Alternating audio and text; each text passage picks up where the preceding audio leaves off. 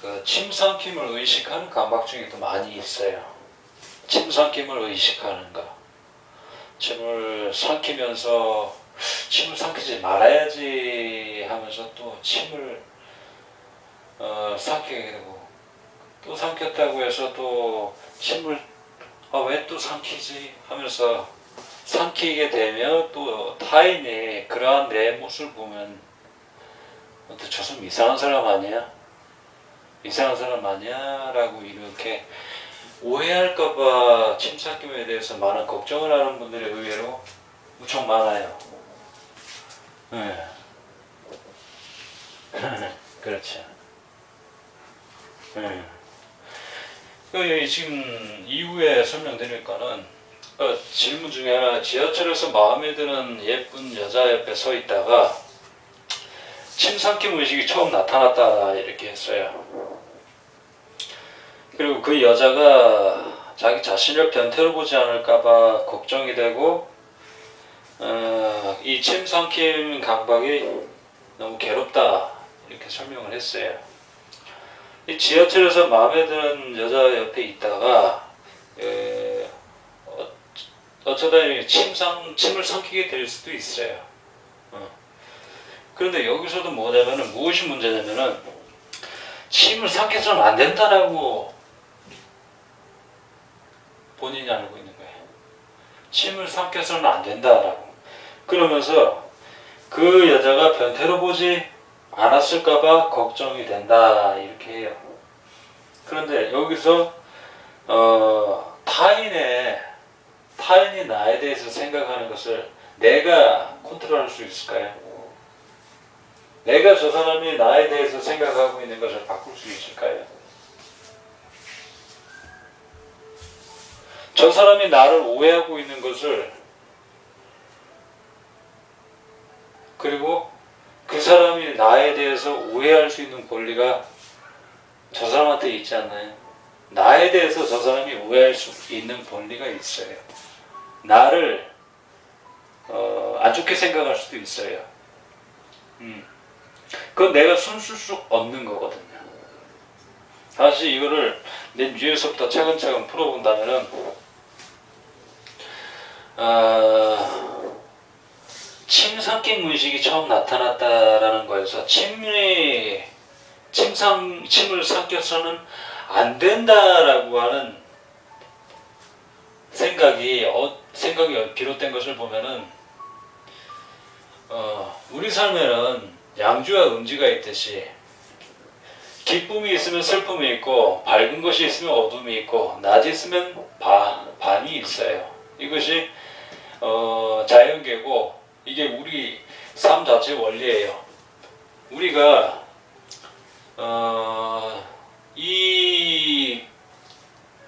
침 삼킨 강박이 있는 분들에게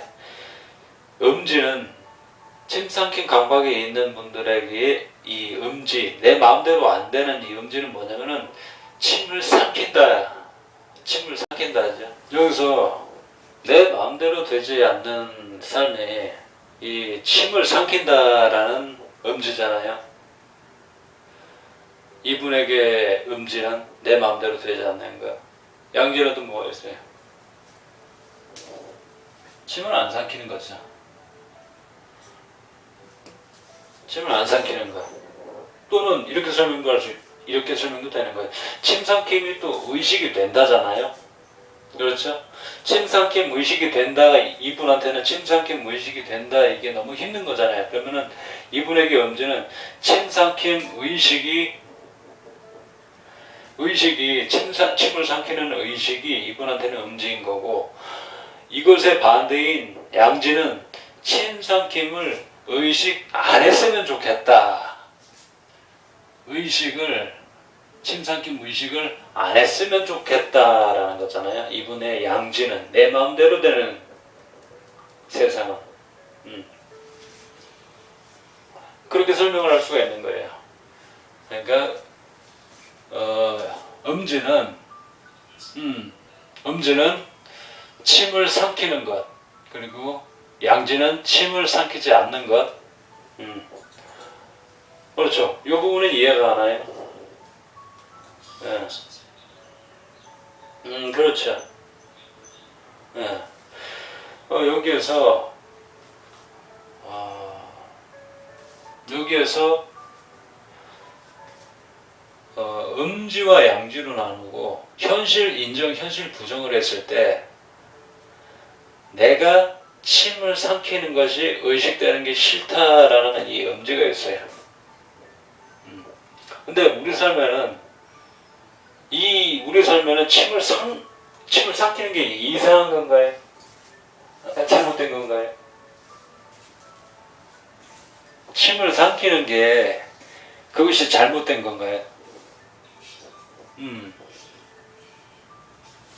그렇죠.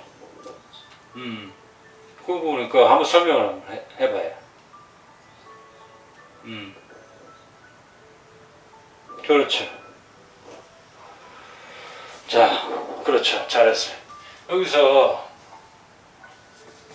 현실 부정이란 거는 침삭경 의식에 대한 현실 부정인 것을 이걸 음량으로 대조를 시켜본다면은 침을 삼키는 것에 대한 의식이 든다 또는 침을 삼킨다에 대해 침을 삼켜서는 안 된다라는 이 현실 부정으로서 강박을 만들어 보내는 거예요. 왜 사람이 침을 삼킬 수도 있죠. 침 안 삼키면 그게 살 수가 있을까요? 침을 삼키자면 우리가 음식을 먹고 음식의 분해 요소를 만들어서 삼킬 수도 없고 또 입 주변이 다 헐어서 제 기능을 할 수가 없는 거죠. 그렇죠. 말도 할 수가 없고 그리고 먹을 수도 없고 말도 할 수도 없고 침이 해주는 역할이 얼마나 큰데요. 침이 나온 게 얼마나 감사한 건데. 근데 어디서 문제가 되느냐면은 침을 삼켜서는 안 된다라고 하면서 침 나오는 것 자체를 거부하는 마음을 내는 거거든요. 침이 당연히 나와야 되는데 그런데 어디서 문제가 되면 침이 나와서는 안 돼라는 이 강박적인 생각 속에 빠져들어가다 보면 침을 삼키는 것이 그대로 현실에 이것들이 그저 뚜렷하게 드러나게 돼 있거든요. 침 삼키는 것이 내가 침을 삼키네 또 침이 점점 올라오네 침이 고이네 이걸 삼켜 어떻게 삼켜야 되나 이러면서 하루 종일 그 침삼킴에 대한 생각 속에 빠져 있어요.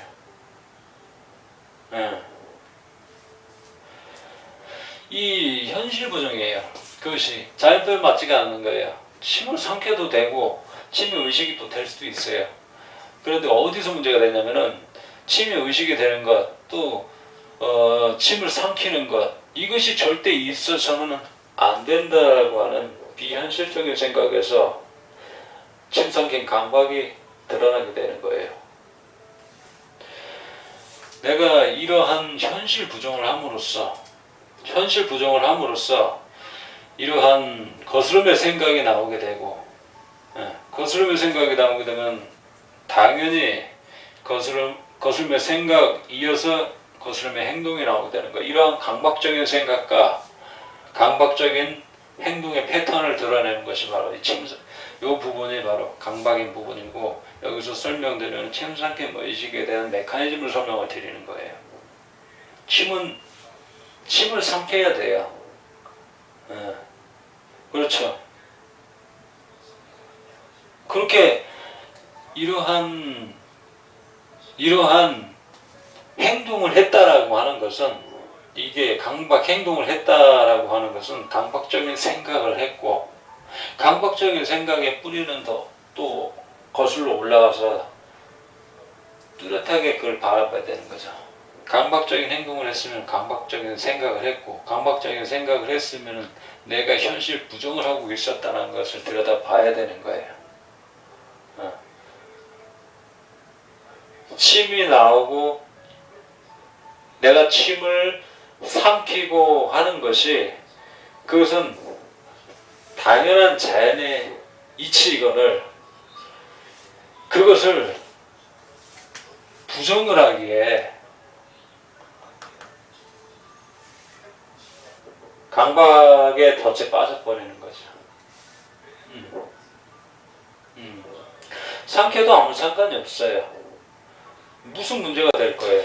침을 삼켜서는 안 된다라고 하는 생각. 그 생각에서 그렇죠. 침을 삼켜야죠. 침 삼켜도 되고 그럼 좋죠. 그 침을 삼키는 것이 내 삶에서 꼭 필요하고 그래 괜찮다 당연한 거야 이렇게 생각을 하게 되면은 그 자연스럽게 그 생각에서 그 생각이 침을 삼키는 의식을 하든 의식을 하지 않는 그러한 생각조차 머무를 수가 없어요. 그런데 왜 그것이 나에게 머무르냐 이것을 풀게 되면은 내가 침을 삼켜서는 안 돼 라고 하기에 이 침에 대한 의식을 계속 머리에서 떠나지가 않고 그 침 삼킴 의식에 끌려다니는 거예요. 내가 이 침이 나와도 상관없다 괜찮다 그리고 남들이 내 침 삼키는 거에 대해서 오해를 하든 뭐 의심을 하든 그들의 판단에 맡겨주고 나는 내 생활 내 삶을 살아간다면은 이러한 생각 자체가 남아있질 않아요. 이거 역시 뭐냐면은 침을 삼켜서는 이분의 이 무의식으로 들어가서 그 무의식 깊은 내면 안에는 뭐냐면은 침 삼켜서는 안 된다라고 하는 이분의 강박적인 생각이 들어가 있는 거예요. 이 여자분 전철에서 여자분 뒤에 서 있으면서 내가 침을 삼키면은 상대방이 날 이상하게 볼 거야. 그렇기 때문에 침을 삼켜서는 안 돼라고 이렇게 생각을 하게 되는 거죠. 그럼으로써 내가 침을 삼켜서는 안 돼라고 하는 이런 현실 부정 속에서 벗어날 수가 없는 거예요. 강박증 있는 분들은 이제 이러한 부분들에서 들어보게 되면은 의외로 침 삼킴 의식에 대해서 많은 경험을 하시는 분이 있어요. 침 삼킴 그리고 그 정리 강박 있는 분들 역시 마찬가지고 침 삼킴 의식 역시도 마찬가지로 어떻게 되냐면 침을 삼켜도 괜찮아 침 삼킴 의식이 되어도 괜찮아 이렇게 넘어와야 되는 거예요. 그러면서 이분이 잘못 알고 있는 건 이분이 잘못 알고 있었던 건 무엇이냐면은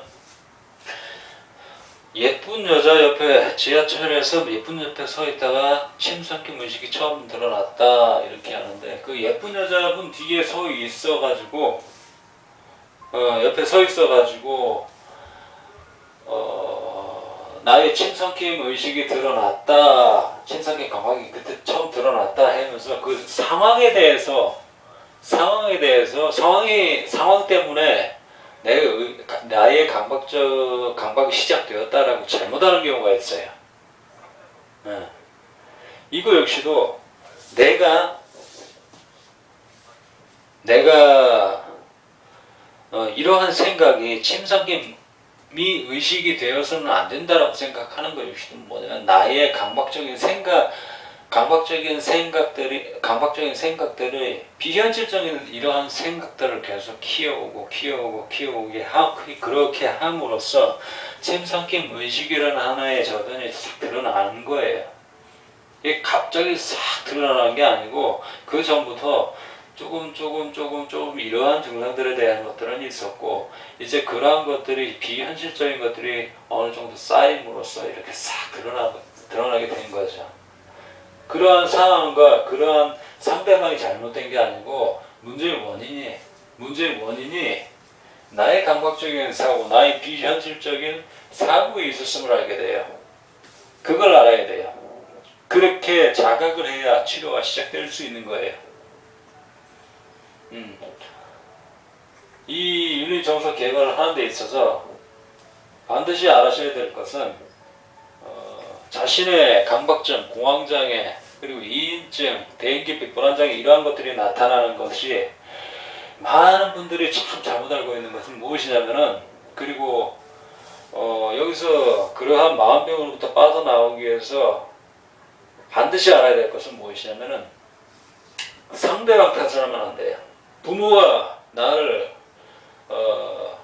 훈육을 할 때 억압적으로 또는 방임을 함으로써 내가 이렇게 되었다.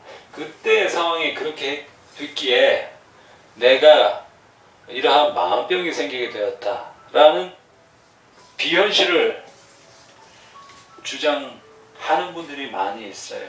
근데 그게 아니에요. 그게 아닌 거죠. 똑같은 상황이 주어지더라도 어떤 분들은 같은 상황에서도 그래 이건 뭐 살아가면서 부모로부터 또는 친구 상황으로부터 그리고 시대에 의해서 내가 살아가는 데 있어서 많은 부딪힘이 있고 또 오르막길이 있을 거예요. 힘든 부분들이 있는데 지금 삶을 잘 살아오고 자기의 삶을 잘 유지하면서 어려운 상황이 생기더라도 그것을 자기 성찰로 삼아서 현재 잘 살아가는 분이 있는 거면 똑같은 상황이 주어졌는데 마음병으로서 상대방을 탓하고 상황을 탓하고 그리고 그러한 부모를 탓하고 함으로써 빠져서 일어나지 못하는 게 무척 흔해요. 마음병에서 벗어나기 위해서는 절대 부모와 상황 탓 그리고 상대방을 탓해서는 안 돼요. 배우자를 탓해서는 안 돼요. 아이들의 정신분열, 마음병은 어디서 시작되면 그렇죠 맞아요. 그 역시도 그러한 상황이 있더라도 아무리 힘든 상황이 있더라도 그것을 내가 이것을 내 삶에 나를 성숙할 수 있는 기회로 삼으면서 그러한 상황 역시도 그냥 다 정면으로 맞서며 지금 열심히 살아가고 있는 분들 그런 분들은 어떻게 설명을 할까요? 똑같이 힘겨운 상황이 있었고 그렇죠? 똑같이 좀 버거운 배우자도 있었겠고 그리고 쉽지 않은 가정 형편도 있었을 거고 근데 어떤 분들은 그러한 상황에서도 밝고 긍정 그리고 화남으로 가득 찬 채로 살아가는 분들도 많고 근데 이면에 그런 상황이었었다고 과거의 나의 상황이 그러했었다고 상대방을 탓하고 부모를 탓하고 그러한 시대를 탓함으로써 넘어져서 그 좌절 속에 사는 분들이 흔해요. 절대 부모와 상대 상황을 탓해서는 안 돼요. 그것은 나를 성숙시킬 수 있는 그러한 기회인 거고 그것을 잘 활용하면 되는 거예요. 그럼요. 이 역시도 침삭기 무의식이 이런 상황과 그리고 그 상대에 있었다라고 하는 잘못된 믿음을 가지고 있는 거예요.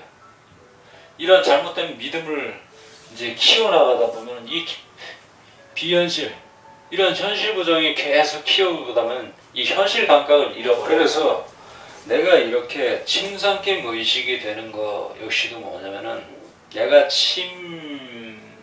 침삼킴 의식이 되어서는 안 돼. 침이 삼켜질 수도 있고 이러한 의식이 들 수도 있어요. 침삼킴 의식이 들 수도 있는 것이 당연한 거예요.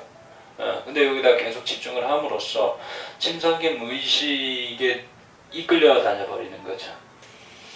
침삼킴 의식이 날 수도 있고 안 날 수도 있는데 이거에 대해서 침삼킴 의식이 나서는 안 돼라는 이 강한 현실 부정으로서 이 침삼킴 의식 강박이라는 것을 키워요.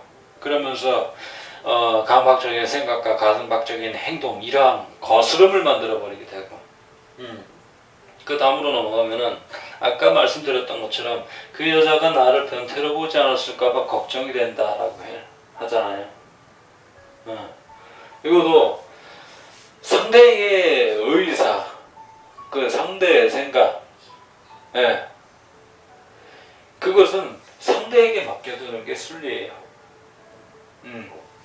그것이 바로 인정, 현실 인정. 양지도 좋지만 음지도 괜찮다. 상대방이 나를 좋게 봐도 괜찮지만은 안 좋게 봐도 괜찮다, 받아들이겠다, 이런 마음을 내게 되면은 내가 더 이상 이런 거 가지고 매달리지 않거든요. 그래서 이러한 부분에서 상대방이 나를 잘못 볼 수도 있다라는 그 상대방의 오해, 나에 대한 상대방이 나를 오해할 수 있는 그 자유를 허락해 줘야 돼요. 그리고 상대방이 나를 잘못 볼 수도 있다라는 것도 인정을 해야 돼요. 그리고 그러한 것이 상대가 나를 잘 보든 잘못 보든 그것은 그들의 자유고 그들에게 맡겨놓아야 되고 내가 간섭할 상황이 아닌 거예요. 내버려 둬야 되는 거예요. 내버려 두고 나는 내 생활을 묵묵히 열심히 하며 살아가면 되는 거예요. 여기에서 내가 그 옆에서 내가 침을 삼키고 함으로써, 자신이 침을 삼키고 함으로써 그 여자분이 이상하게 볼 수도 있어요. 왜 침을 저렇게 삼키지? 왜 이렇게 침을 삼키지? 하면서 이상하게 볼 수가 있어요. 근데 내가 그거에 대해서 계속 신경을 쓰다 보면은 내가 계속 침을 삼키는 걸 계속 생각하고 의식하다 보면 그건 더욱더 두드러지거든요. 그것은 어디서 나왔느냐면은 강박적인 행동 이면에는 강박적인 생각이 있고, 강박적인 생각 이면에는 이 현실 부정이라는 근본 뿌리가 있어요. 이 근본 뿌리가 원인인 거죠. 그래서는 안 된다라는, 상대방이 나를 잘못 보아서는 안 된다, 나는 모든 이들에게 다 인정을 받아야 된다라고 하는 이 비현실적인 생각이 현실 부정을 더욱더 강하게 키워오고, 이름으로써 강박, 대인공포, 공황장애 등이 나타나는 병이 낫기 위해서는 내가 침삼킴 의식에 내가 간섭을 하고 있었구나, 내 생각에 간섭을 하고 있었구나, 그리고 그 여자가 나를 변태로 보지 않았을까라는 것에 대한 상대방 의사에 대한 것까지 내가 간섭을 하고 있었구나, 이것을 알아야 돼요. 그리고 내가 그러한 상대방의 오해와 그러한 생각을 내 마음대로 통제하려고 했던 것이 원인이었음을 깊이 자각을 해야 돼. 그것이 바로 현실 부정이에요. 이러한 강박적인 행동 이면에는 이 강박적인 생각이 있고, 이 강박적인 생각의 근원에서 있던 것이 현실 부정이에요. 그래서 이 현실 부정을 현실 인정으로 음지와 양지를 둘 다 받아들일 수 있는 그 마음이 병에서 낫게 되는 거잖아요. 그래서 잠시 이 부분에서 이러한 현실 인정하자 해가지고 이게 내 마음의 병에서 낫는 것이 아니고, 내가 그러한 것을 이러한 현실 인정적인 시각으로서 공부하는 부분들을 읽고 쓰고 과제를 해나가면서, 그리고 내 생활에서 실천을 하면서 내가 병에서 낫을 수가 있는 거예요. 그렇죠. 일단 이러한 부분에서도 내가 병에서 낫기 위해 먼저 해야 될 일은 인정인 거죠. 내가 현재 이러한 상황이다, 현재 이러한 상태다 라고 하는, 내가 현실 부정을 하고 있다라고 하는 것을 일단 인정을 함으로써부터 시작되는 거예요. 인정을 함으로써 내가 무엇을 고집하고 비현실을 지금 주장하고 있는지를 알아야 되는 거거든요. 그래서 나의 현실이 이런 강박적인 행동과 강박적인 생각을 하고 있으면, 그리고 내가 이런 현실 부정이라는 현실 부정을 하고 내가 원망 그리고 고통을 느끼고 상대방을 저주하고 시기하고 또 남 잘되는 꼴을 먹고 배 아파하고 이러한 마음들만 이렇게 꽉 차 있다고 한다면은 내가 지금 현실 부정을 하고 있고 내 삶을 지금 놓치고 있다라는 것을 자각을 해야 되는 거예요. 네. 그래서 내가 현실 부정을 하고 있다는 것을 인정을 함으로써 그 다음 단계로 나갈 수가 있는 거죠. 그렇죠. 맞아요. 그 현실 부정에서 현실 인정으로 가기 위해서 내가 이러한 정석의 읽고 쓰고 공부하는 거죠.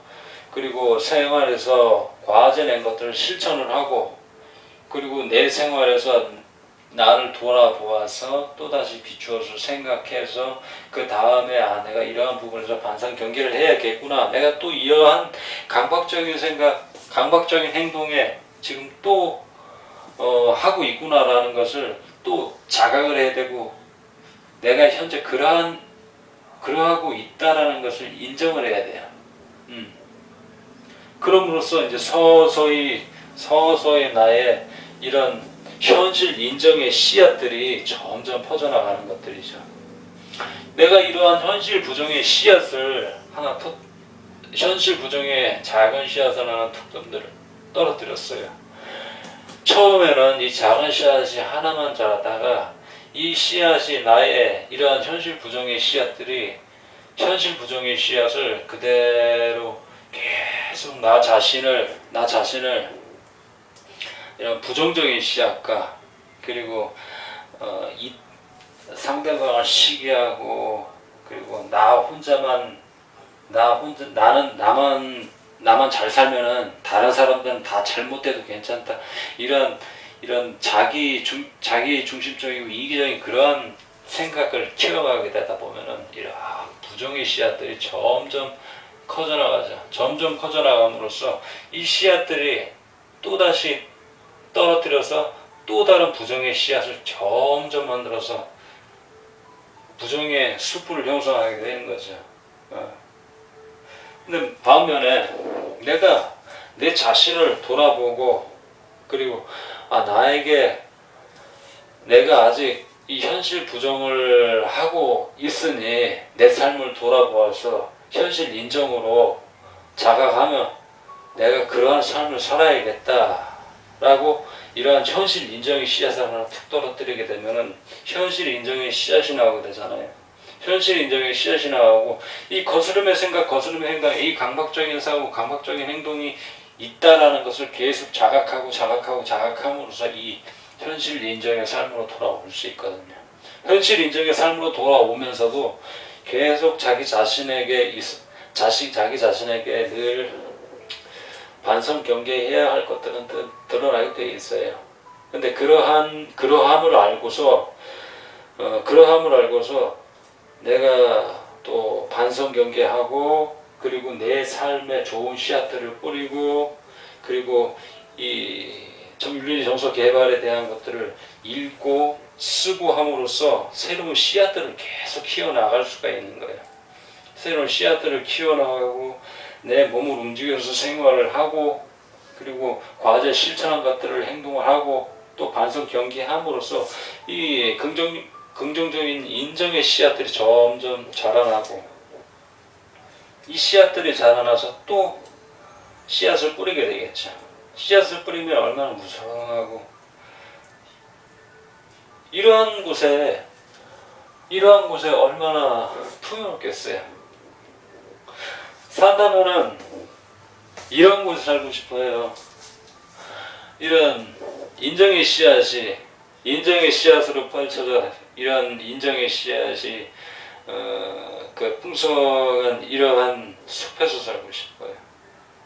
항상 이곳에 오면 어? 원망, 시기, 불만, 질투, 불평 이런 것만 있는 곳만 살고 싶어요? 아니면 이런 곳에 살고 싶어요? 그렇죠. 이런 곳에 살고 싶거든요.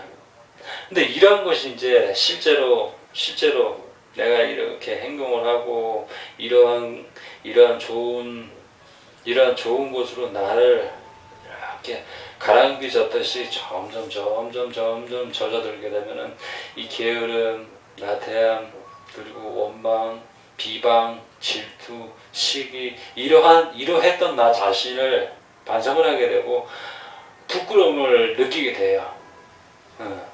부끄러움을 느끼면서 내가 그랬구나. 내가 그래. 나한테 그러함이 있음을 알고 계속 나 자신을 이제 좋은 글과 좋은 말과 또 내가 직접 함으로써 이 생활 실천은 우리가 윤리정서에서 생활 실천 중에 하나가 내가 상대방에게 원하는 것, 그렇죠. 내가 생활 실천을 함으로써 생활 실천을 계속 시키잖아요. 그런 생활 실천을 함으로써 왜 이런 것들을 계속 해 나가라고 말씀을 드리는 이유가 뭐냐면은 내가 집에서 밥을 먹고 설거지를 하고 집을 쓰고 빨래를 하고 청소를 하면 이 사람 마음이 대충 낮아지거든요. 낮아지면서 이 신성한 노동을 하면서 흘리는 땀에 기쁨을 맛볼 수가 있어요. 지금은 아직 시작한 지 얼마 안 됐는데 일단 마음병을 치료해 나가는 과정 역시도 육체적인 노동이 필요해요. 그렇게 함으로써 자존감이 올라가요. 자존감이 다른 데서도 얻어질 수가 있겠지만 자기 몸을 스스로 놀려서 내가 일구어낸 곳에서 또 다른 나의 의식과 이러한 확정된 의식을 통해서 이루어진 물질적인 변화, 그리고 내가 그렇게 움직임으로써 가족들이 나를 또 다른 눈으로 볼 수가 있거든요. 그러면 자기 자신이 얼마나 뿌듯해져요. 자존감은 남들이 만들어주기도 하지만은 그 결정적인 자기 자존감, 자기 근본 내면의 붉은 뿌리를 형성하기 위해서는 그 자존감을 내가 만들어가야 돼요. 언제까지 남 탓하고 있을 수는 없잖아요. 부모가 나를 그렇게 해줬다고 해서 나에게 욕심을 냈다고 해서 나를 학대를 했다고 해서 언제까지나 부모가 원망을 하면서 계속 그 안에 빠져 있을 수 없잖아요. 그런 부모님 역시도 많이 부족하신 그런 부모님이시지만은 그 부모님이 지금까지 여태껏 키워줬잖아요. 그럼요. 저번에도 말씀드렸던 것처럼 3살 때까지 부모님이 이렇게 계속 봐주지 않으면 살 수 없어요. 아이는 죽어요. 직접 아이 못 봤죠. 아이를 키워보면 아이 키우는 것이 얼마나 힘든지, 얼마나 정신적으로, 육체적으로 그 엄마 아니면 할 수가 없어요. 아빠 아니면 할 수가 없어요. 내가 낳은 자식 아니면 할 수가 없어요. 남의 자식 돌봐주는 거는. 내 자식이기 때문에, 내 아이이기 때문에 하는 거지. 이거는 수녀님과 같은 거예요.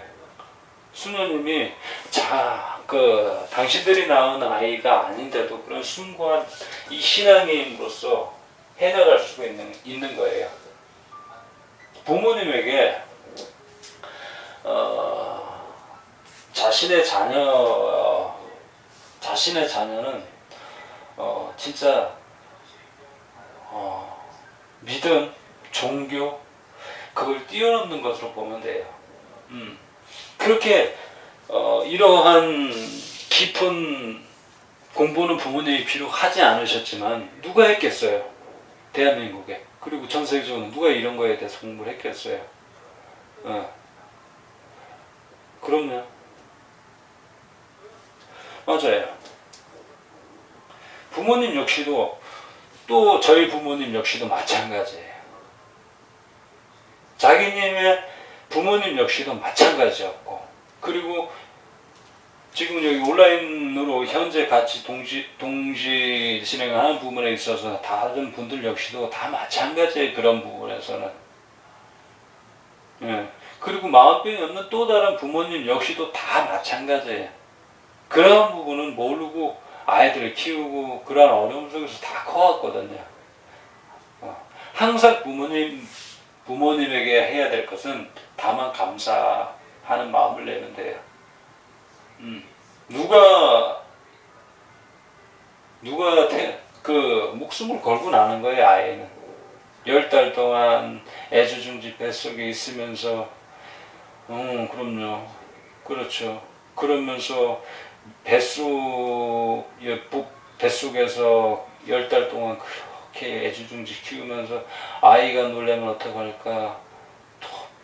그렇게 아이가 9달, 10달 되면 정말 배가 너무 힘들고 손으로 받치고 있어야 될 만큼 그렇게 힘들어요. 힘든데 엄마가 그러한 아이를 어떻게든 이렇게 정상적이고 또 건강하게 나게 하기 위해서 참 많이 애쓰셨어요. 그렇게 애를 쓰고 또 자신의 목숨을 걸고 아이를 낳는 거거든요. 지금 아이를 낳다가 엄마가 사망하는 경우가 과거에 무척 많았거든요. 지금은 그 비율이 많이 줄어들었지만은 그래도 목숨을 걸고 낳는 거예요. 그리고 아이를 낳는 것으로 끝나는 것이 아니고 그 다음에 아이를 키우는 게 얼마나 힘든데요. 여러분은 나무님은 그 부모님에게 다만 감사한 마음을 돼요. 항상. 그렇죠. 그렇게 해야 감사한 마음을 내고 현재 그러한 부족한 부모님이신데 부족하지 않고 이러한 내면이 가득 차 있는 분이 키우시더라도 키워주는 것만으로도 감사하겠죠. 감사한데 그러한 분들은 내면이 가득 차 있으면서 이렇게 수양이 돼 있는 분들이 키워주신다면 키워주시는 것보다 그렇게 부족하신 분들이 키워주신 거기 때문에 그분들이 더욱더 그분들의 공이 더 큰 거예요. 안 그렇겠어요? 똑같은 짐을 지어줬는데 그분들에게는 자기 자신 하나 건사하는 것도 힘든데 자기 자신 하나 건사하는 것, 자신의 어머님도 마찬가지로 마음병이 있으셨는데도 불구하고 자기 몸 하나 건사하기도 힘든데 아이를 잉태하고 그 아이를 키우고 그럼요. 그렇게 함으로써 지금까지 생명이 유지가 되어 있지. 그럼 항상 감사해야 돼요. 그럼요. 그리고 이렇게 때리고 했었던 부분들 있죠. 어릴 때 때리고 했었던 부분들이 그분들이 무지해서 내가 잘 몰라서 그렇게 아이가 잘 되라고 때렸던 거였지. 나는 내 아이를 아주 망쳐놓겠어 라면서 작정하면서 자식을 때리거나 야단치는 부모는 없거든요. 어떻게든 그 부모님이 알고 있는 그 방법이 그렇게 하면은 아이가 잘 클 줄 알고 아이가 잘 크고 그리고 이 바른 인성을 가진 아이가 되는 줄로 알고 그렇게 하신 거죠. 지금 역시도 마찬가지로 아이를 어떻게 딱 키워라라는 그런 규범이 과연 있을까요? 그 적당한 수준을 맞추는 것은 정말 너무 어려운 거예요. 현대 많은 심리학자 그리고 육아 전문가들이 내놓는 방향들이 마찬가지로 뭐냐면은 아이 키우는 거, 자녀를 올바른 유성을 키우는 것이 무척 어려워해요. 그런 전문가분들 역시도 마찬가지로 저 역시도 많이 어려워요. 예. 하지만 그게 우리에게 주어진 삶인 거죠. 나중에 장가 갈 거잖아요. 나중에 시집 갈 거잖아요. 그때 되면은 아, 엄마가 아빠가 나를 키우기 위해서 이렇게 힘들었구나. 야, 내가 그걸 몰랐네. 한 때가 와요. TV 보다가 TV 뭐 가끔 이런 거 나온 거 볼 때 있잖아요. 그 보면은 아이를 육아를 하고 키우고 하는 데 있어서 너무 힘들다 보니까 친정엄마한테 전화해서 엄마 나 키울 때도 이렇게 힘들었어? 아빠 나 키울 때도 이렇게 힘들었어 하면서